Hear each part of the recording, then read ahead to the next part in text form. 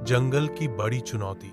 एक विशाल जंगल में जानवर और पक्षी खुशी खुशी रहते थे। एक गर्मी के मौसम में मौसम बहुत गर्म हो गया और वह नदी जो पानी देती थी सूखने लगी। जानवर चिंतित हो गए। बिना पानी के वे जीवित नहीं रह सकते थे। शेर, जो जंगल का राजा था, ने एक सभा बुलाई। हमें अपना जंगल बचाने का कोई तरीका ढूंढना होगा, उसने जोर से कहा। समझदार उल्लू ने सुझाव दिया। पक्षी ऊंची उड़ान भरकर दूसरे पानी के स्रोत खोजे।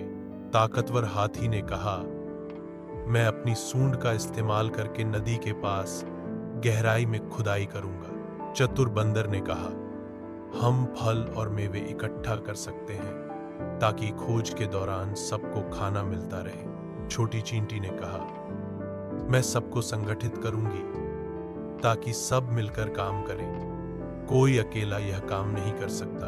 तो पक्षी जंगल में दूर दूर उड़कर नदियां, तालाब और जलाशय खोजने लगे।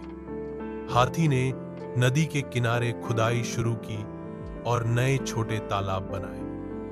बंदर फल इकट्ठा कर थके हुए जानवरों में बांटने लगे और चींटियां संदेश लेकर आती जाती रहीं ताकि सबका काम ठीक से जुड़े रहे। कई दिनों की मेहनत के बाद पक्षियों को जंगल के एक दूर दराज हिस्से में एक छिपा हुआ झरना मिला। उन्होंने सारे जानवरों को वहां ले जाकर पानी पिलाया। सब तरोताजा और खुश हो गए। उस दिन से जानवरों और पक्षियों ने सहयोग, सम्मान और टीम वर्क का महत्व समझ लिया। नैतिक शिक्षा।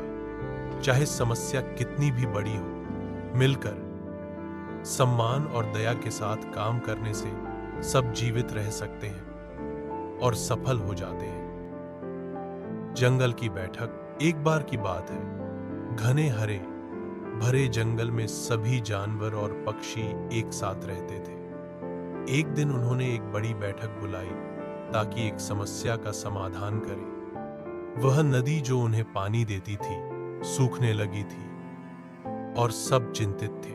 हाथी ने कहा, हमें गहराई में खुदाई करनी चाहिए ताकि पानी मिल सके।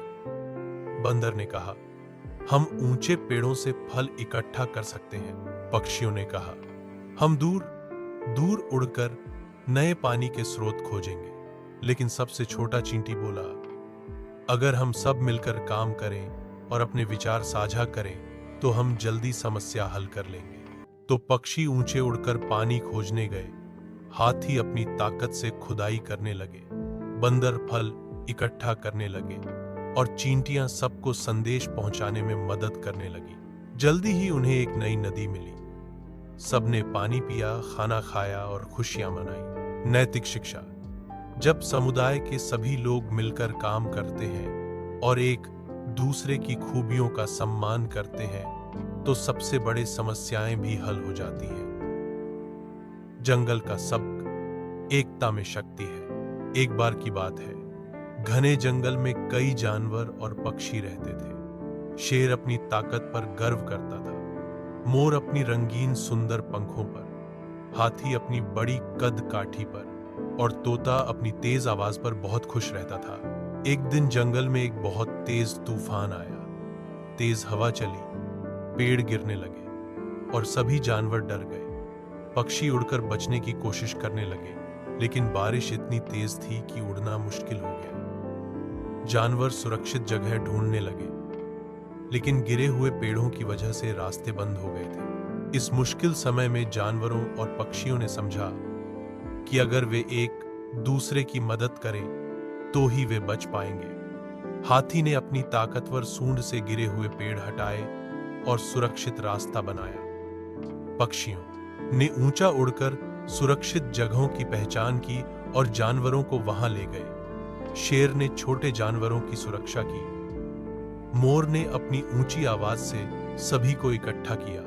सब मिलकर तूफान से बच गए। जब सूरज निकला तो जंगल के सभी जानवर और पक्षी समझ गए कि हर प्राणी, चाहे बड़ा हो या छोटा, उसका अपना एक महत्वपूर्ण रोल होता है। सबक। एकता और सहयोग से ही कठिनाइयों को पार किया जा सकता है।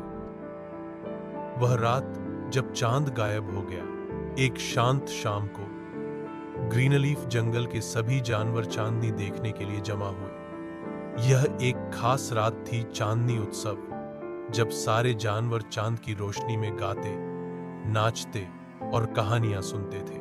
लेकिन इस बार चांद नहीं निकला।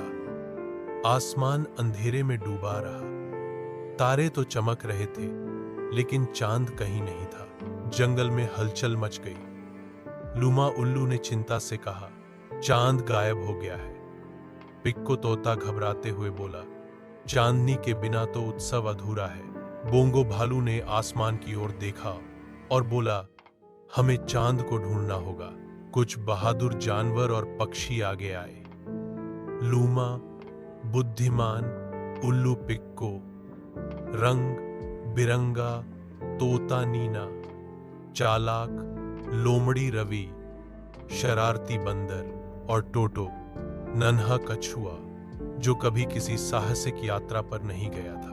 वे चांदी जैसी चमकती एक रहस्यमयी धूल के निशान का पीछा करते हुए जंगल से बाहर निकले। वह निशान उन्हें नदियों के पार, पेड़ों के नीचे से होते हुए पहाड़ों तक ले गया। वहां एक गुफा के पास उन्होंने एक अनोखा नजारा देखा। चांद एक बादल पर गिरा हुआ था, जो दो पहाड़ों के बीच फंस गया था। यह फंस गया है, नीना बोली। हमें इसे फिर से आकाश में पहुंचाना होगा, लूमा ने कहा। सबने मिलकर एक योजना बनाई। रवि ने पेड़ों पर चढ़कर बेलें बांधी। पिक्को और लूमा ने वे बेलें बादल तक पहुंचाई। बोंगो ने अपनी ताकत से बेलों को खींचा। नीना ने सबको निर्देश दिए और टोटो, वह सबसे शांति से गाना गा रहा था, जिससे सबको हिम्मत मिल रही थी। आखिरकार एक जोरदार खींच के साथ बादल ऊपर उठा और चांद फिर से आसमान में चमकने लगा। जंगल लौटकर जानवरों ने खुश होकर चिल्लाया, चांदनी फिर से पेड़ों के बीच फैल गई। चांदनी उत्सव शुरू हुआ हंसी, खुशी और नाच गाने के साथ। उस रात के बाद से सबसे छोटे जानवर को भी हीरो माना जाने लगा। कहानी से सीख, हर किसी के पास कुछ न कुछ खास होता है, और जब हम मिलकर काम करते हैं तो असंभव भी संभव हो जाता है। छोटी चिड़िया का बड़ा सपना।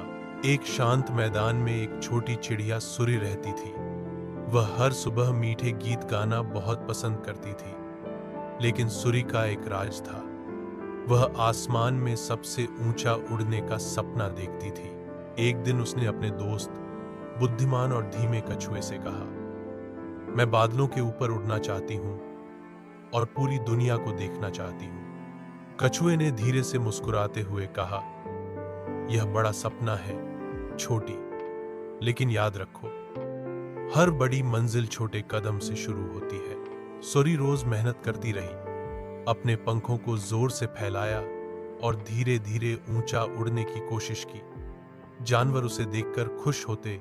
खरगोश अपने पैर पटक रहे थे, हिरण गर्व से सिर हिला रहे थे और शर्मीली चूहिया भी प्रोत्साहन के शब्द कह रही थी।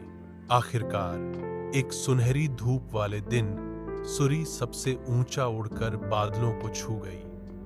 उसे ठंडी हवा महसूस हुई और नीचे खूबसूरत जमीन फैली हुई दिखी। उसने समझा कि धैर्य और हिम्मत से सबसे छोटी चिड़िया भी बड़े सपने पूरे कर सकती है।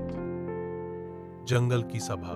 एक समय की बात है, एक घने और हरे भरे जंगल में सभी जानवर और पक्षी मिलजुल कर रहते थे।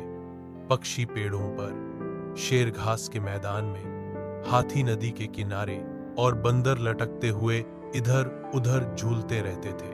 लेकिन एक साल बारिश समय पर नहीं आई। नदी सूखने लगी और पेड़ पौधे मुरझा गए। सभी जानवर बहुत चिंतित हो गए। बुद्धिमान शेर राजा लियो ने एक जंगल सभा बुलाई।